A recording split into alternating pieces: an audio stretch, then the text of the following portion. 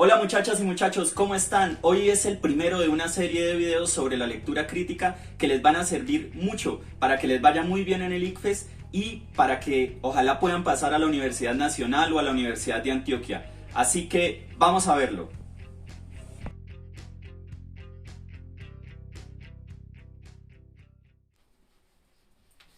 Pero, ¿qué será la lectura crítica? ¿Será que cuando yo salgo por la ventana y veo a mis vecinos y pienso, están actuando muy mal, estoy siendo crítico?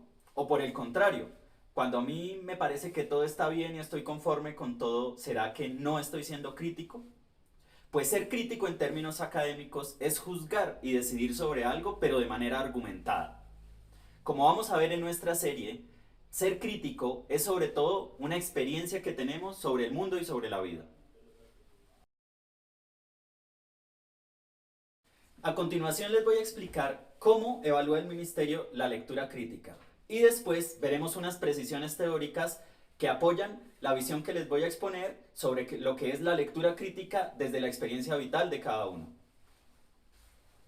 Para el Ministerio de Educación, la lectura crítica va por escalones.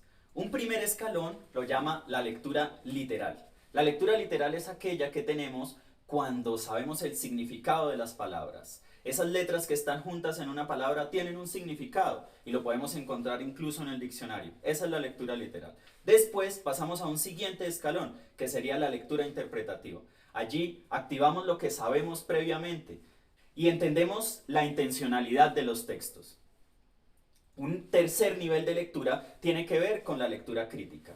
Allí juzgamos el mundo y también proponemos soluciones y aprendemos a relacionar las cosas que vemos con otros textos y con otras cosas que están sucediendo.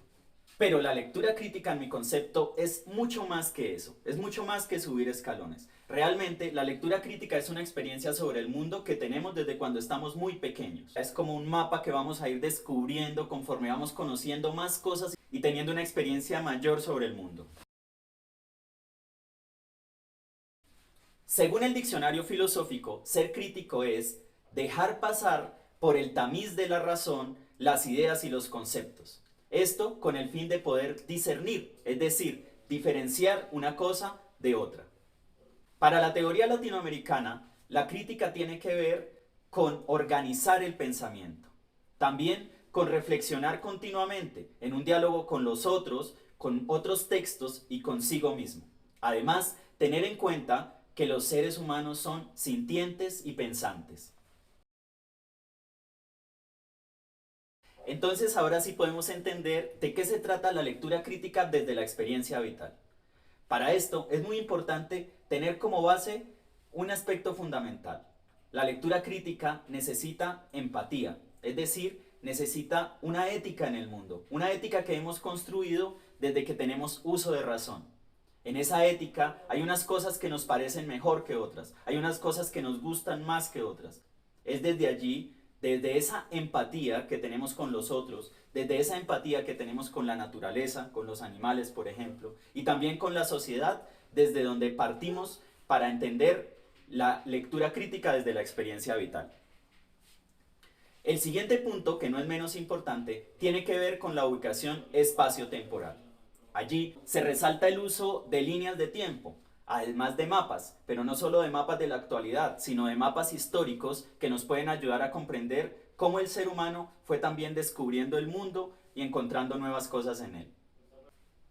Otro aspecto a tener en cuenta es aquello que tiene que ver con el interés por el conocimiento en general, lo que otras personas también llaman tener cultura general. Y cultura general se logra leyendo, viajando, viendo películas, interactuando con los otros, interactuando con las personas que son diferentes, con quienes no tienen nuestras mismas creencias o expectativas.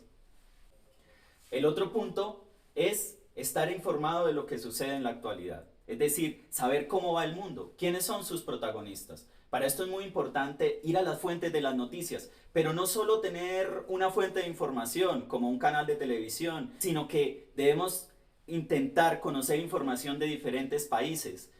También son muy importantes en este momento las redes sociales. Redes sociales como YouTube nos permiten tener contacto con cosas que suceden en otras partes del mundo. Redes sociales como Twitter, por ejemplo, nos permiten saber directamente lo que piensan los personajes. Y redes como Facebook nos muestran cosas que no aparecen generalmente en los medios de comunicación tradicional. Entonces, es muy importante tener en cuenta, primero, una ubicación espacio-temporal. Segundo, unos conocimientos generales o una cultura general. Tercero, saber lo que sucede en la actualidad. Pero todo esto cobra sentido cuando lo observamos con el lente de nuestra empatía y de nuestra ética. Así logramos discernir, es decir, diferenciar las cosas en el mundo. Luego pasamos a juzgar, tomar una posición, hablar de lo que nos parece que está bien y lo que nos parece que está mal. Posteriormente proponemos, es decir, damos soluciones a los problemas del mundo. Somos coherentes con esas soluciones. Cuestionamos cuando nos parecen que las cosas están funcionando de una manera incorrecta y de esa manera comprendemos a profundidad de qué se trata la realidad.